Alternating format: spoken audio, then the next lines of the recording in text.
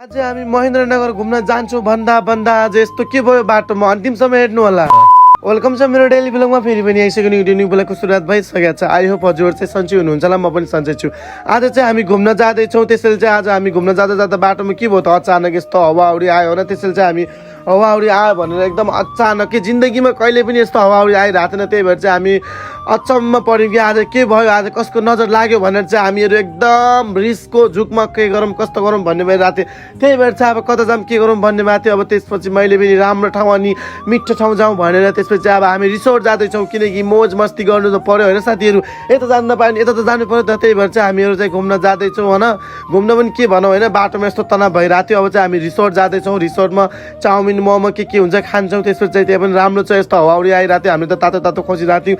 त्यही भएर चाहिँ अब हामीहरू चाहिँ भित्र खोज्दै जाऊँ, किनकि दाइ भाउजू कहिले जानु भएको थिएन त्यहाँ। त्यसपछि चाहिँ दाइ भाउजूको फर्स्ट टाइम हो, म त कतिचोटि गएँ हजुरलाई अब थाहा नै छैन, मैले पहिला अनि भिडियो पोस्ट गरिरहेको थिएँ। त्यही भएर चाहिँ दाइले मेन्यू हेर्दै हुनुहुन्छ। त्यसपछि चाहिँ हाम्रो यहाँ एकछिनपछि बाहिर आएर त्यस्तो सेलाइरहेको थियो कि त्यसपछि चाहिँ मैले फेरि बाहिर आएर यस्तो सिन देखाएँ त अनि कति पर्खेपछि त हाम्रो खतरा खानेकुराहरू आयो। त्यसपछि चाहिँ खानेकुराहरू आइसके पनि अब हामीले चाहिँ खप्पागप खानेकुरा खान्छौँ भन्ने हजुरलाई थाहा नै छ होइन। अनि त्यसपछि चाहिँ भाउजू मोमो खाँदै हुनुहुन्छ, अनि दाइ चाहिँ राइस खाँदै हुनुहुन्छ, अनि छोरी पनि उता मोमो खाँदैछु, म पनि अब के खाम भनेर आएको थियो होइन। अब धेरै चिजहरूदेखि म त आत्तिन्छु कि फेरि आत्तिने मात्तिने सबै गर्छु। त्यसपछि चाहिँ अब भुन्टीहरू पुरा आफ्नो मोज मस्तीमा छन्। त्यसपछि चाहिँ म पनि मोज मस्तीमा छु होइन। मैले त कति फेर भिडियो गराउला कतिचोटि खाउँला भन्ने जस्तो लाग्छ होइन। त्यही भएर चाहिँ मैले खाँदैछु होइन। अब म पनि आफ्नै पारामा खाँदैछु। त्यसपछि चाहिँ मोमो घच्चा खाँदैछु। यति मिठो त्यो मोमो होइन, हामीले त्यति मिठो मान्यौँ मोमो। त्यसपछि चाहिँ किनी खायौँ।